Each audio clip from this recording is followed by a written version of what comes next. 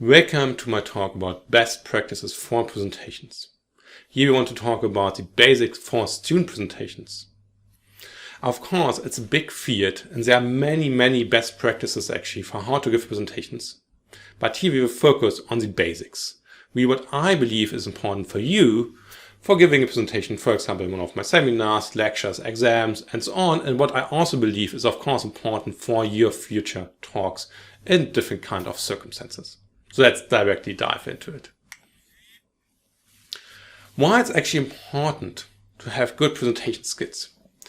I believe you have to give a lot of presentations in your life, both when you stay in academia, but also if you should go to industry. For example, the presentation can decide whether you get a job, whether your favorite project gets funded, whether you get resources you need, for example, to do a project in your company, and so on and so on. So presentation skills are one side and the other part is actually communication skills. They go really hand in hand, and here we can only cover a few of these. But what is actually the purpose of giving a presentation? You should be always very aware of that. There of course are different purposes for different kind of circumstances. Here are some of these. So maybe you would like to impart knowledge to the audience, maybe you would like to convince the audience by your own views. Maybe you would like to motivate the audience to do something. Maybe you would like to excite the audience by your skills and knowledge. What is the most important thing here is it's always about the audience. Right? Regardless of the real concrete purpose, it's always about the audience. And you should never forget that. You should try to aim to really make an awesome presentation for your audience. Not for you, but really for the audience. So let's start with the first best practice. I have overall 12 best practices for you, and the first one is scientific behavior. Of course, it's very important that you never present other people's works as your own. Never copy-paste, clearly manage the material used for your work, and state explicitly what is your contribution. For example, my presentation here today is inspired by talking with many of my colleagues, for example, Frank Hutter, for example, my PhD supervisor Holger Hoos, by watching other tutorials and so on. We see some links at the very end actually of that presentation to other material. And it's very important to give credits to these kinds of works, what happened before. It's also very important to never report false scientific results. Do not fake data to get the results you want, right? If you would do that, it would mislead others. Even more important in research, where we really depend on having good, dependable results, but also in your company. If you say your product is awesome and then you deploy that in practice and someone will buy that and then sue your company, of course you have a big problem. So avoid situations that could easily lead to false results. For example, missing documentations, unfair comparisons, and so on.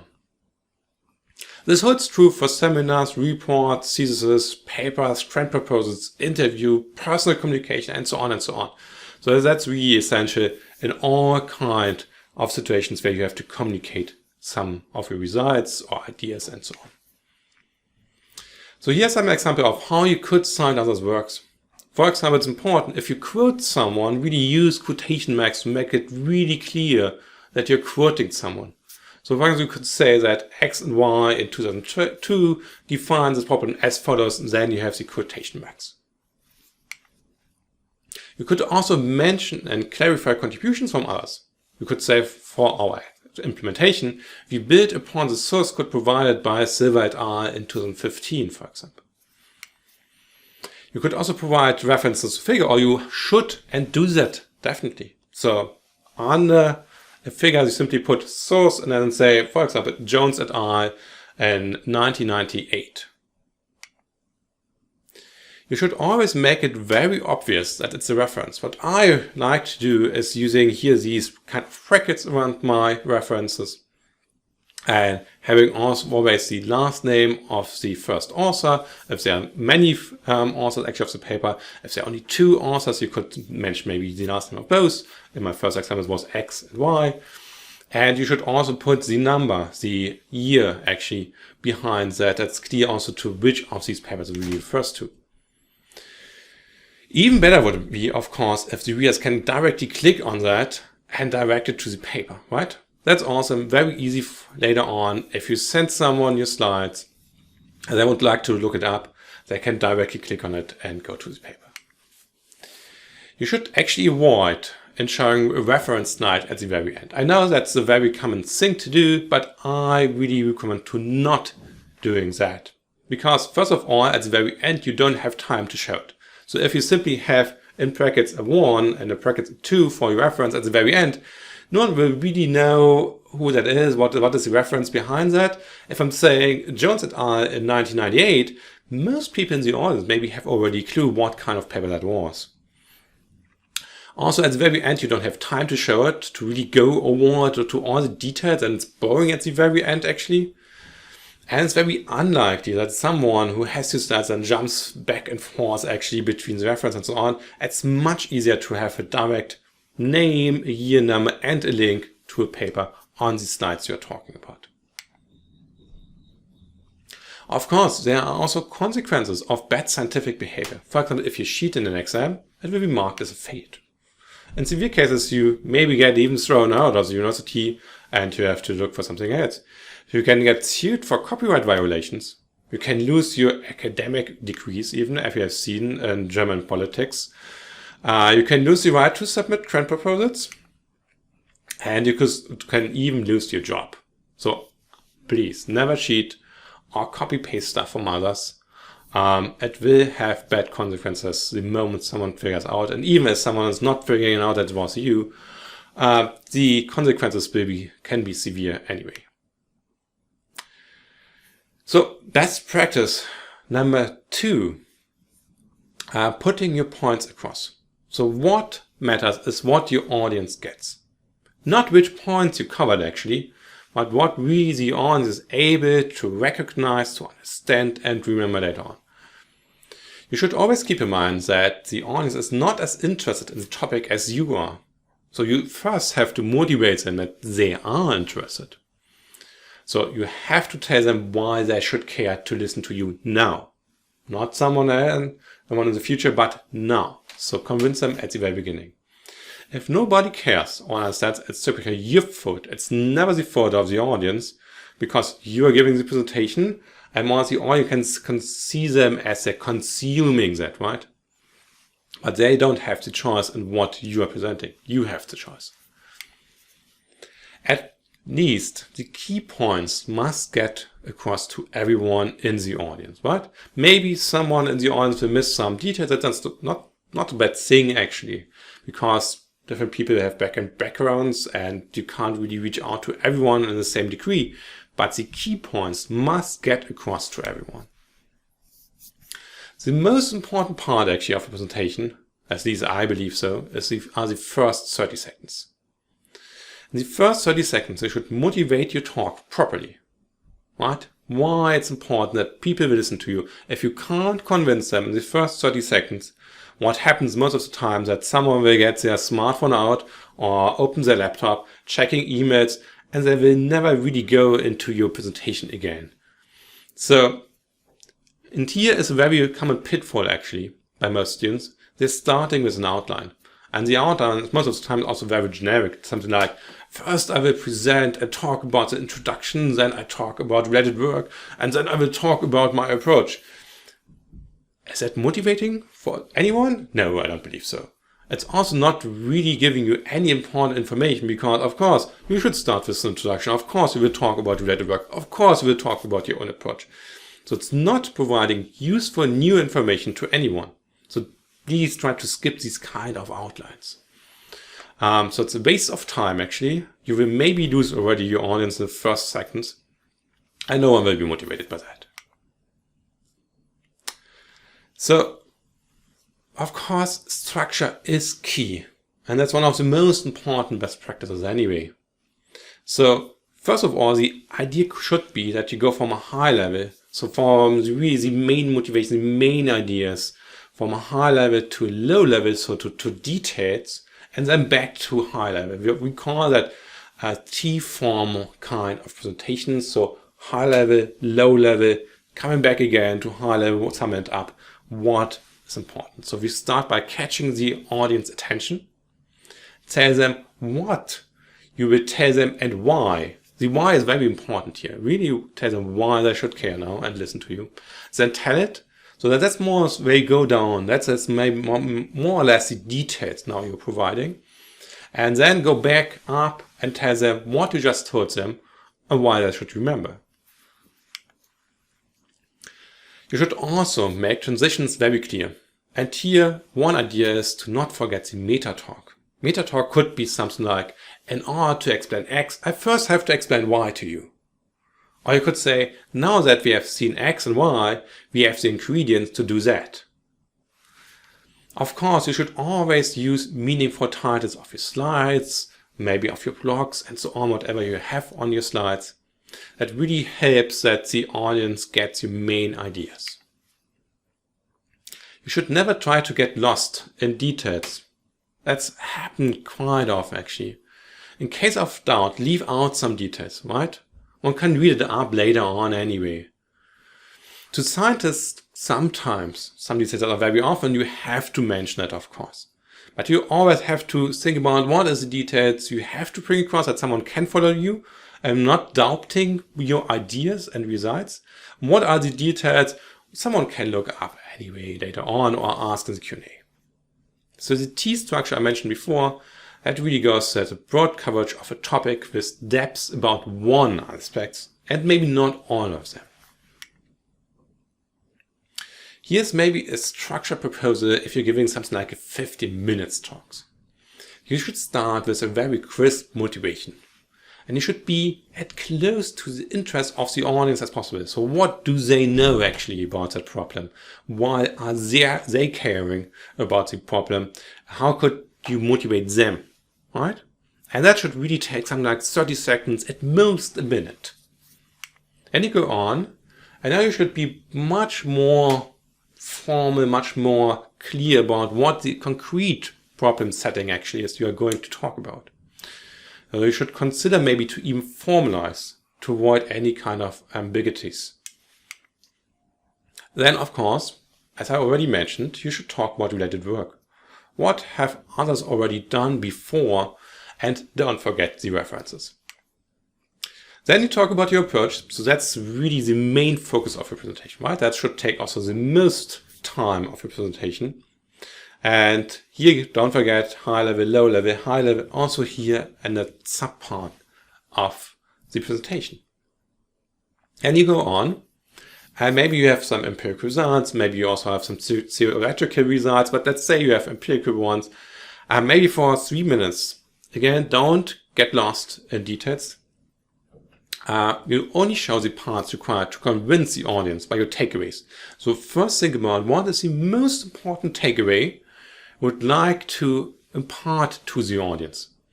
And then start to think about what do I need to show them to convince them. Not the other way around. Don't start to put everything into a presentation and then think about what is the takeaway after I showed you that. First thinking about takeaways. Details can be discussed later in the Q&A or read up in the paper. And of course you should end with a good summary. And a good summary means that people can remember that at the very end.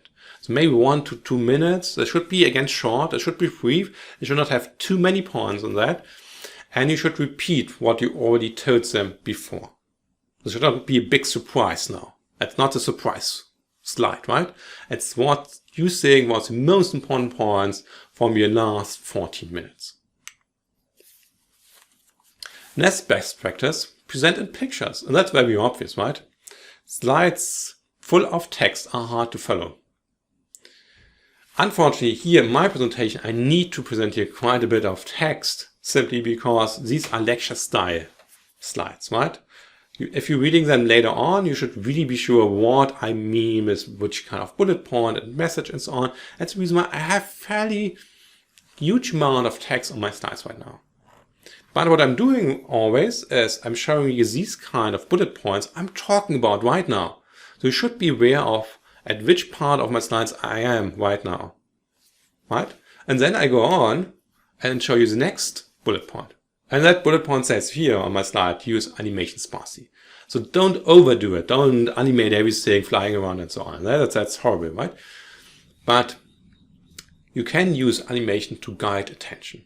Like right now we're talking about that bullet point. It's very clear to you, hopefully, and it makes it much easier for you to follow. So you should reduce text and you should use more images. And you should always keep in mind here that presentation slides are not the same as lecture slides. So that's here more like lecture slides, what I'm showing you. Also, if you're attending one of my lectures, you will see that there's a lot of details described because it's really important to understand that. In a 50 minutes presentation, it's not the same degree as details and it's not the same purpose. Lecture slides is really all about imparting knowledge to you. A presentation is also quite a bit about motivating someone, really try to excite them, that's a cool thing, to convince them to a certain degree. That's a presentation, right? It's not only about imparting knowledge. Also, you should keep in mind if you're starting from a paper and try to come up with presentation slides, it's also not the same, right? Paper, you have a lot of details, all kind of tables, figures in all degrees in there. Now you have to figure out what is the most important point and how to present it again in a different kind of format for your presentation. To give you an example, in case you would like to talk about reinforcement learning, I could look that up, the definition at Wikipedia. So I have these sources actually on my slides on bottom right. I could read reinforcement learning as an area of machine learning inspired by behavior psychology, and so on and so on. That's super boring, right? So stop reading that right now. It's not important at all. And if you should read that right now, you can't listen to me anymore, right? You can't either read that or you can listen. So that's a bad idea to put so much text on a slide. That's a better example, of course. Much nicer actually if you looking up a very nice figure here from Sutton Bateau, very old one actually. Showing there's an agent, there's an environment, there are connections, and I can start to talk about states, rewards, and actions. That's awesome. And that's easy to process for you as the audience, right? Because you can look at that, have a very quick understanding, and can start to show you around what everything means, talk about that. Much easier to process.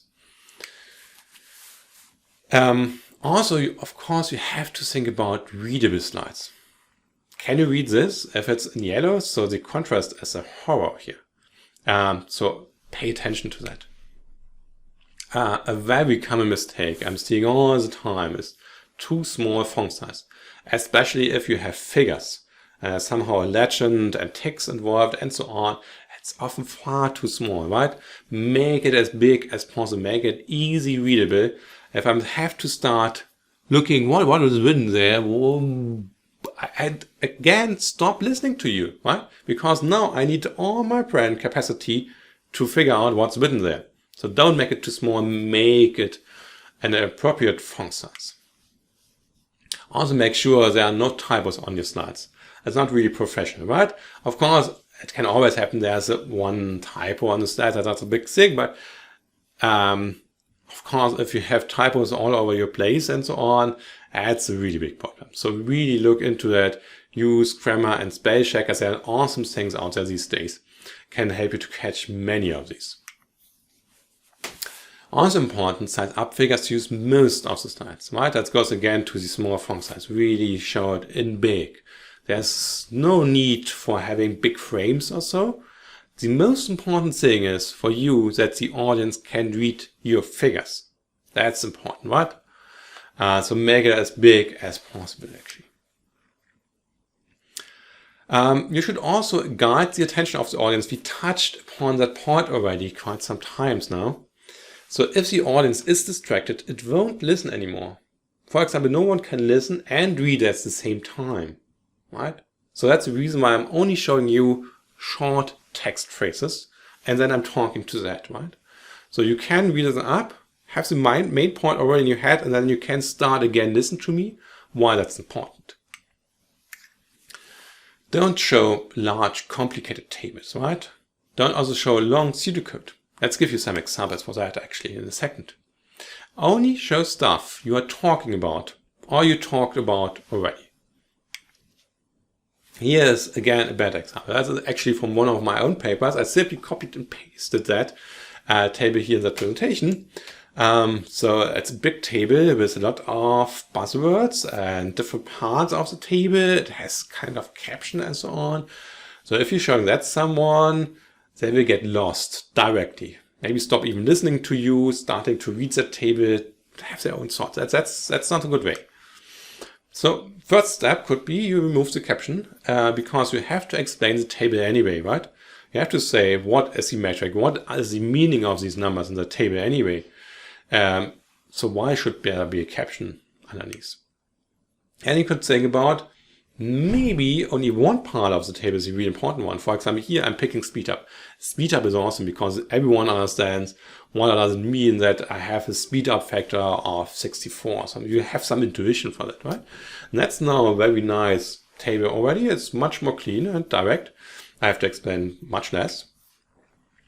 I can even start now to highlight important numbers. And I'm saying here, that's the most important number. It's the best performing one actually on my table.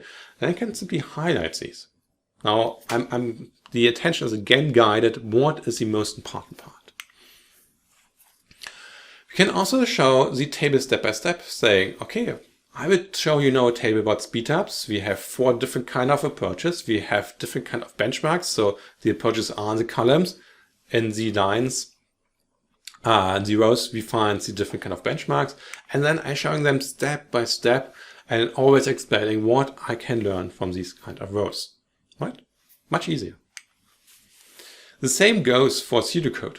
I can show you a complicated pseudocode. That's not a complicated one, but it still has some quite notation heavy stuff. So I first have to explain the notation to you if you don't know that already. If you know the notation, everything's fine with that slide. If you don't know that, that could be fairly confusing because now I have to remember what is theta, what is I, what is capital B, what is lambda, what is capital D with different kind of index, and so on and so on, right? It's hard to remember. If you're not used to notation, the audience will not remember and really understand what you're showing them. So you could try to avoid heavy notations and try to abstract the main ideas. Please always keep in mind it depends on your audience. So sometimes you have the expert audience in front of you. They would like to know these kind of algorithms, but if they're not the experts, maybe try to simplify it, right?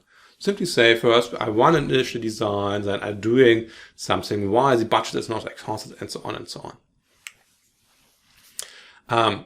Also, you could use the same trick as for the tables. You can show them step by step and not everything at once, right? So first showing the first line and the while loop, and then maybe the first part of the while loop, and then going on and explaining more and more. Of course, using a nice figure instead of pseudocode could further improve that. Think about that. Can we put pseudocode into a nice figure? Also, if you have then figures, for example, here's some kind of empirical results, you could have some kind of these figures, plots, but that's actually not very efficient to show that, and you could simplify that. So here the idea is really to show the most important thing to make very clear, right? So it's a bar plot. I want to know what are the concrete numbers. On the right plot now I can directly read the numbers, right? I know what is the calories per 1 gram for French fries. It's 607. On the left plot, it's something more than 600, right? Also try at directly having the information where it's needed, what you would like to highlight. Maybe that you want to talk about bacon right now. So maybe that's the most important part. So much cleaner, much easier to process for the audience. So try to come up with figures which are easy to process, easy to read, and where you don't need a lot of time to explain them. Next, practice. Practice, practice, practice. And that's the maybe most obvious thing to do, but you really have to do it. So prepare what you want to say. But I recommend that you don't try to memorize perfectly your entire talk, right? What simply happens is that it's it gets more monotone and so on. It's not as good as if you know what you're going to talk about, but you don't know each word precisely. You should also have a time budget for each part, right? So you know, I'm talking about that part now for 2 minutes or so. You can even have a timer in front of you if you're not sure about it, but try to practice that simply, and you know that by heart at some point, actually. Like I showed you actually in the previous best practices, where I showed you some time budgets for 50 minutes talk. You should write down bullet points for what you want to say in each part. There should be somewhere on your slides. Maybe you would like to have a bit more concrete ones prepared beforehand, but don't bring your notes to your presentation. Talk freely.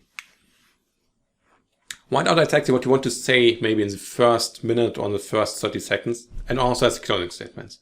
These are the most important parts, right? If you're losing someone in the first 30 seconds, you are lost anyway. It's a waste of time.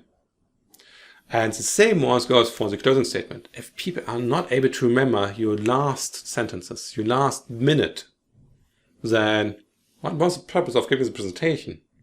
So we try to perfectly practice your first minute and your last minute. Also, what is important to notice here is that you might be nervous in the beginning, right? But if you already know exactly what you want to say there, and you have very well practiced that, why should you be nervous anymore, right? Then it's easy to talk about that. So at the end, I already said you want to end pointedly. Maybe with a final thank you for your attention, are there any questions, and so on. Then put it all together. You should check whether these transitions work between your slides, between your different kind of parts of the presentation. Do you always get stuck at the same point? Then it could mean that you have to change something. Not that you have to practice more and more, but maybe there's a flaw in how you present stuff. Maybe you speak too fast, maybe too slow. Check that. Then you need someone to give you feedback, right? It's always very hard to figure out whether you are too fast or too slow. Also very important is if you have important points you'd like to bring across, you should emphasize these main ideas. You should emphasize these, right? You can do that by different kind of tricks actually. You can raise your voice, you can get louder, you can change your speed, you can get slower maybe, and that's also trying to remember things. You can later on get faster again. You could also try to use breaks. Wait a second or two, like I did right now. Again, this was a break, right? Make breaks. That helps people to think about it for a second. Breathe more or less mentally, right? So combining these ideas can help you to emphasize important points. Next best practice is actually control your technical equipment beforehand. Very important, right? Before the talk. Does your laptop work with the projector? Do all the videos show properly? Is the internet connection maybe switched off? That's not something popping up. Here's the private email from your girl or boyfriend. That's embarrassing in the middle of a presentation, right? Screensavers switched off, hopefully for you. Desktop free of personal items. I don't want to see your last vacation pictures on your desktop. And most importantly, the most common pitfall, enough battery should be either charged or your laptop should be plugged in. Last best practice is that you should behave naturally, right? So try to keep eye contact. I'm always talking to you. If I have to show something behind me, I can look at that briefly, point at that, and then I'm looking again to the audience and not all the time to the slides behind me. I know what's on the slides, right? I have to believe in my slides. I prepared that. I don't have to check that all the time what's written on my slides. It's important I'm talking to the audience all the time. So don't turn your back too often or too long. And also very important, do not wonder what the audience might think of your presentation. Even if they're looking confused for a second or so, now it's too late to change something, right? Now you practice that. Now you know how to emphasize the important points. Maybe you are lucky and someone was confused for a second, but in the next seconds everything is again perfect. But if you now start to wonder, and if you now start to change things, it's not turning out well anywhere. You should relax. Breathing in and out deeply once at the beginning can help you quite a bit. Right? Be relaxed. Have a stable standing, right? You can't see it right now for me, but I have a fairly stable standing right now. Be relaxed also in your knees, right? Practice helps also to build up confidence, right? So practice, practice, practice. Also practice how to relax, how to stable stand, how to breathe. It should be part of your practice. Next point is how to answer questions. I think that's a very common thing that people first listen and then answering. But I've seen that too many times that people start trying to answer before the question is really at the very end. So listen first, carefully. If you're not quite sure that I really correctly understood that question by now, repeat your own understanding. That's always a good trick, right? Try to repeat the questions briefly. Not the entire big thing, but maybe the main point you're trying to answer right now. That also helps the one asking you to really understand whether he made a good question. Then before you really start to answer, think about it. What is a good answer? There's a trick also involved here. You can say, thank you for this great interesting question. That gives you already 3, 4, maybe 5 seconds to think about what is the real answer by simply thanking the one asking. And of course you should give a concise and precise answer. Don't start to talk then about next 5, 10 minutes. Really to the point. What was asked? What is your answer? Next one. The talk you're giving should depend on your audience, right? Maybe you're presenting a paper or your thesis, and that's always specialized to one very specific research community, audience. You had someone in mind, right? But now you're giving a talk about that. Maybe your audience is not quite the same as the paper is written for, because you maybe would like to convince someone that they should pay no attention to your paper. So they have different kind of backgrounds. So you should cover necessary and unknown background for the audience. For other presentations, of course, if you're talking to a CEO of a company, it's a completely different kind of talk than talking to someone from your technical support, right? They have completely different kind of interests, different kind of backgrounds, and you have to adapt. You can't give the same talk to different kind of audiences.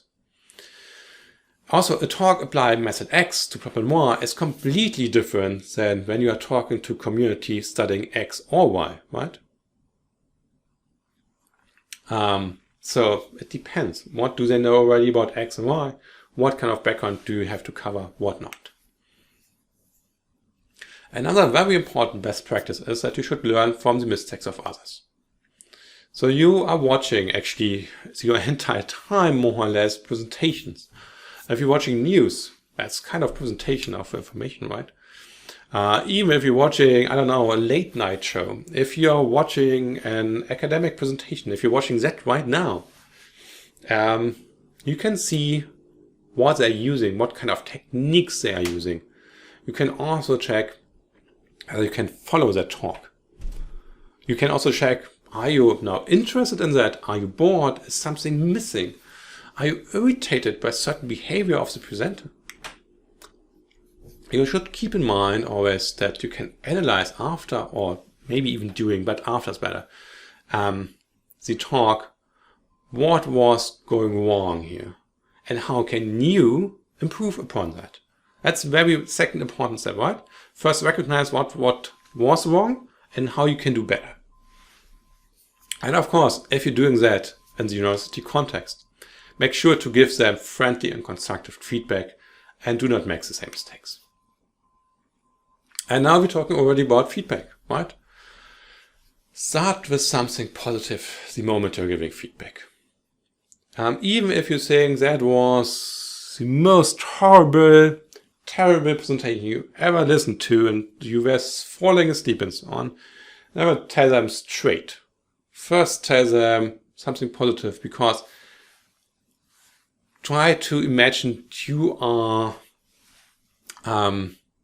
was listening to some kind of feedback, right? Someone's giving feedback to you.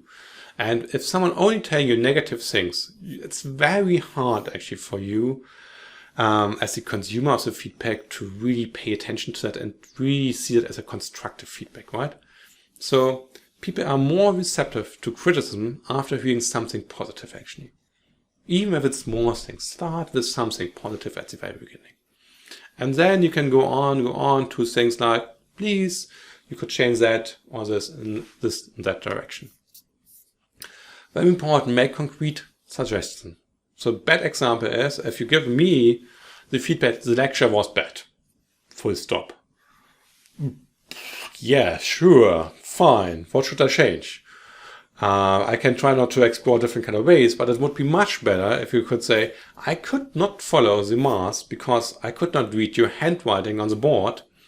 Better use the projector or slides, right? Now I know very concretely what was the problem, my handwriting actually, while putting down some math. And I even have a proposal on how to improve upon that. So also not giving me only feedback, but also your peers actually in a seminar and so on. Be as concrete as possible and be constructive. So we are already at the end of that video. It was quite a bit longer video than I expected, I have to admit. But I think here are again the 12 most important takeaways from that kind of presentation. Think about scientific behavior, we started with that. Getting your points across. Structure is key, right? Think about how to structure your presentation. Present in pictures, not in text too much. Have readable slides, if you have text and figures and so on it. You should always guide the attention of the audience, right? Don't show them too much. You should practice quite a bit, over and over again. There can't be enough practice actually. Control your technical equipment, like I'm controlling my slides right now. Behave naturally, right?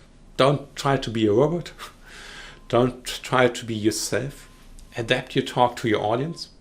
Try to think about the background. Learn from the mistakes of others that you can improve, and then at the very end, give constructive feedback. Here are some more further materials, and these are all hyperlinks. So the moment you get the hands-on to these kind of slides, you can also click on that directly. And you can see, for example, there are 101 techniques of communication public speaking by W.J.P. Phillips. Very nice things. I can highly recommend that. Of course, I here focused on only 12 very simple ones. There's a series of blog posts by my previous PhD supervisor, Holger Huss. He has a lot of great ideas on how to improve presentations. And how to give a great research talk by Simon P. Jones is also very great material you can look into. So, at the very end, let me repeat, practice, practice, practice. The most important thing you have to do is to practice. Should you have questions now, comment under this video or talk with me after my lectures and seminars, and we can figure out how to improve further. Bye.